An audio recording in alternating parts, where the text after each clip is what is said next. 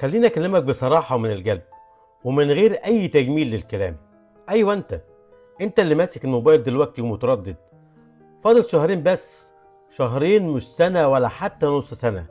شهرين وهتلاقي نفسك قدام الامتحان اللي هيحدد مستقبلك لفترة طويلة جدا. بص لنفسك بجد، انت عملت ايه لحد دلوقتي؟ فاكر حماس اول السنة لما كنت بتقول انا هبدأ بقوة ومش هتنازل عن ال 99%؟ ودلوقتي للأسف بقيت بتدعي ربنا بس انك تجيب مجموع يدخلك اي كلية. فين الحماس ده؟ وفين الوعود اللي وعدتها لنفسك؟ لو دخلت الامتحان بكرة، هل بجد هتعرف تحل؟ ولا هتفضل تدور على اي وسيلة مساعدة حواليك؟ انت للأسف مراكم كام مادة، عامل جبل من الالتزامات ومستني ايه؟ بلاش تضحك على نفسك بكلمة هبدأ بكرة. مفيش أي حاجة منعاك تبدأ النهاردة. أنت بس بتهرب علشان ضميرك مؤقتا.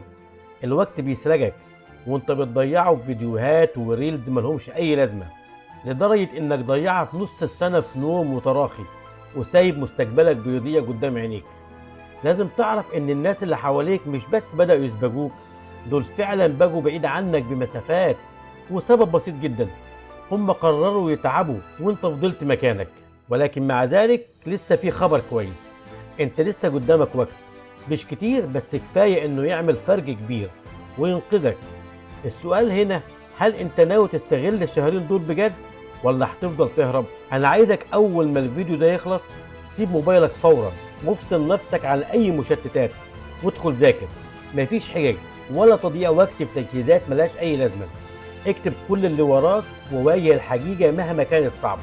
الحقيقة انك مش محتاج تكون عبقري عشان تنجح، انت بس محتاج تكون شخص ملتزم كل يوم بخطوة بسيطة. لو كملت بالطريقة دي هتصحى فجأة تلاقي الامتحان بكرة وانت مرعوب، وساعتها الندم مش هيفيدك بحاجة. النسخة الناجحة اللي في خيالك مش هتوصل لها ابدا وانت مرتاح. لازم انت اللي تروح لها بالتعب والمجهود. دي معركتك انت ومستقبلك انت، ومحدش هيشيل عنك المسؤولية في الآخر. يا تبدأ من دلوقتي وتتعب شوية، يا تفضل تندم بكرة وتقول كنت أقدر وانت في مكان مش طموحك. الحكاية مش حكاية ذكاء، الحكاية إرادة. لو ما خدتش خطوة دلوقتي فانت بتضيع تعبك وتعب أهلك بإيدك. أنا آسف لو كان كلامي شديد شوية، بس كان لازم أقول لك الحقيقة، وده عشان تلحق فعلا تتغير. يا ريت تكون سمعت الفيديو كويس وفهمته، ويا ريت تبدأ فورا. سيب كل اللي في ايدك وابعد الموبايل عن ايدك وسيبك من الريلز والفيديوهات، وابدأ في المذاكرة فورا. اعمل جدول للمذاكرة وابدأ حالا. اتمنى لك النجاح من كل قلبي.